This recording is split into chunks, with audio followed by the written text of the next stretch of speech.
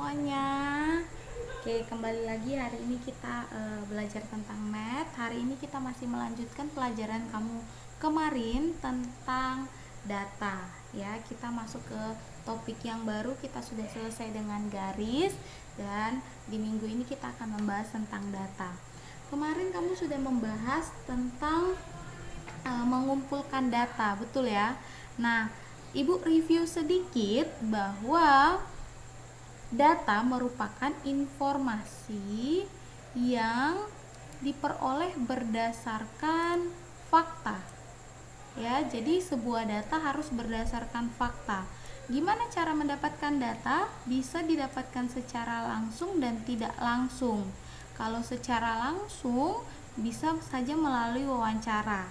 Ya, di bahasa Indonesia kamu bahas tentang wawancara. Sehingga kamu bisa menyimpulkan bahwa informasi yang kamu dapatkan ketika wawancara itu adalah data. Kemudian untuk yang secara tidak langsung bisa melalui kuesioner atau bisa nama lainnya adalah angket, dan dari sumber yang ada seperti laporan keuangan, absensi, datang atau tidak datang, sakit izin alfa, itu dikumpulkan melalui data absensi. Kemudian bisa juga sensus penduduk, berapa jumlah penduduk di tahun 2019, 2020, di bulan Januari, Februari dan lain-lain sebagainya. Itu semua disebut data. Ya, kamu sudah bahas di pertemuan sebelumnya. Oke, sebelum kita masuk ke topik hari ini, Ibu mau kamu mengerti proses data. Ya, jadi proses data itu dimulai dengan kamu mengumpulkan data. Ketika kamu sudah selesai mengumpulkan data, kamu menyajikan data. Nah, dari menyajikan data ini maka kamu bisa menafsirkan atau mengartikan atau membaca data tersebut.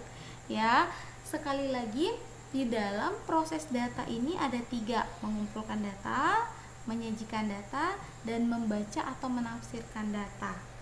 Nah, di pertemuan sebelumnya kamu sudah selesai membahas tentang mengumpulkan data, bahkan kamu sudah melakukannya. Di hari ini kita akan membahas tentang menyajikan data. Jika menyajikan data selesai, baru kita masuk ke proses selanjutnya. Oke. Nah, hari ini kita akan membahas tentang menyajikan data. Menyajikan data itu bisa dalam bentuk tabel, bisa juga diagram batang. Tapi hari ini kita hanya akan fokus di tabel saja dulu. Belum diagram batang, belum. Kita masuk di tabel dulu. Oke, kita masuk di tabel, kita akan memahami bagaimana menampilkan data yang kamu peroleh sehingga memudahkan untuk dibaca. Yaitu adalah tujuan menyajikan data. Sehingga nanti membaca data yang kamu peroleh itu bisa lebih mudah. Oke, kita masuk ke topik hari ini. Nah, langkah-langkah menyajikan data yang perlu kamu tahu adalah yang pertama, hitung banyak data yang ada. Gimana maksudnya, Ibu? Nanti Ibu akan bahas lebih jelasnya dan lebih detailnya. Oke, atau kamu juga bisa baca di buku kamu, ada di halaman 124.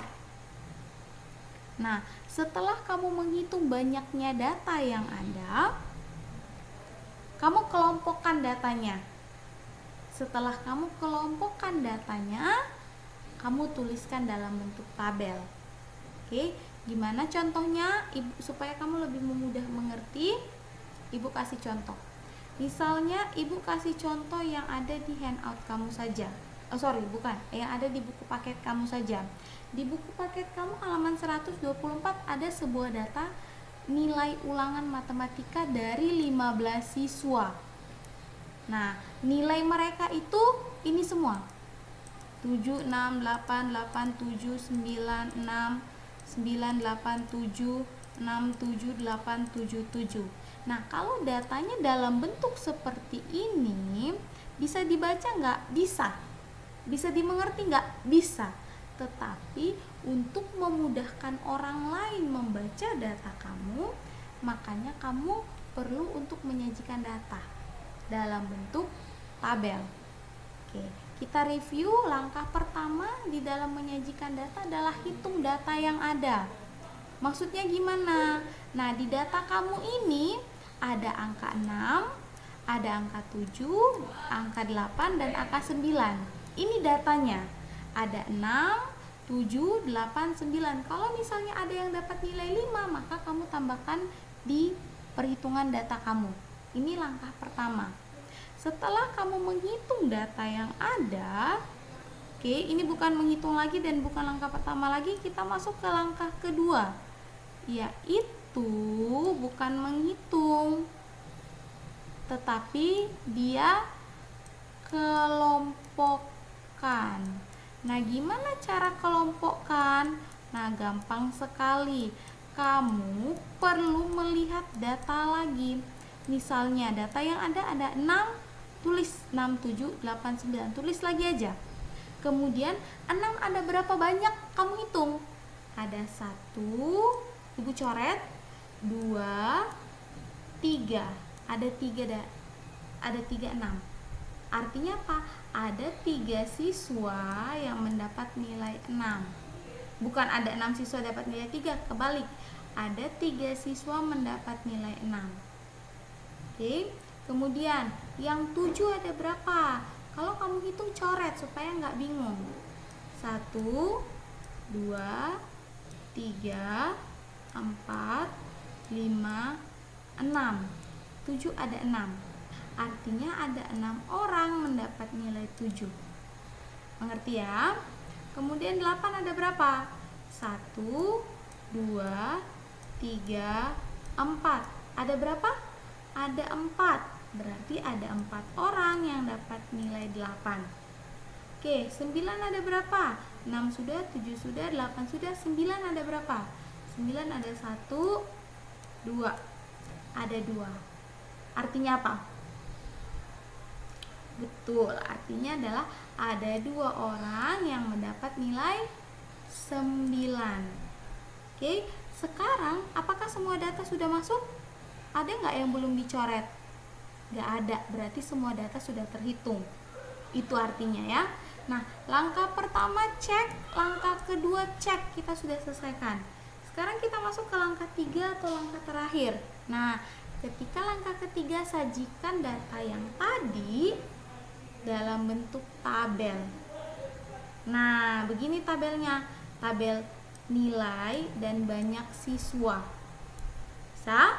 Nah, 6 tadi ada berapa? Oh, 6 ada 3, berarti jumlah siswanya 3. 7 ada berapa? Oh, ada 6, berarti banyak siswanya 6. Kamu tinggal pasang-pasangkan saja. Oke, dalam bentuk tabel. Jumlahnya 3 tambah 6 berapa? 9. 9 tambah 4 berapa? 13. 13 tambah 2 berapa? 15. Hasil atau jumlah di sini harus sama dengan data yang ada. Ada 15 siswa, berarti jumlah di sini juga harus 15. Bisa ya? Kalau belum sesuai berarti kemungkinan ada data yang belum kamu hitung di sini. Saya, nah sekarang kalau kamu sudah mengerti, silahkan buka buku kamu di halaman 125. Ada soal seperti ini. Oke, latihan 1, halaman 125. Silakan kamu kerjakan, dan kalau sudah selesai upload di kelas dojo. Ada map menyajikan data dalam tabel. Nah, di sini kamu mengerjakannya. Untuk nomor 1 gampang sekali. Nomor 1 ini kamu hitung. 32 ada berapa? Hitung. Ada 1. Mana lagi? Ada lagi nggak? Coba hitung. Kalau ada, tulis misalnya 32 ada 1, berarti kamu tulis 1 di sini. Terus 34 ada berapa? 1, 2. Oh, ada 2, tulis 2 berarti. Dan seterusnya. Ingat, kalau kamu hitung kamu coret supaya tidak bingung. Ya. Kemudian nomor 2, soal nomor 2. Berikut adalah data tinggi badan dalam sentimeter. Jadi ini 133 cm, bukan meter ya. Dari 15 siswa. Nah, sajikan dalam bentuk tabel. Kamu kerjakan ini di buku catatan atau di kertas juga boleh. Ya, kamu hitung Oh ada, ingat langkah pertama hitung data yang ada. Yang kedua, kelompokkan. Nah ya misalnya 133, ada berapa 133? Tulis. Kalau langkah 1 sudah, langkah 2 sudah, baru tulis dalam bentuk tabel seperti ini. Ya. Untuk nomor 3, ada sebuah data dalam bentuk tabel siswa kelas 4 ya, tentang buah kesukaan mereka.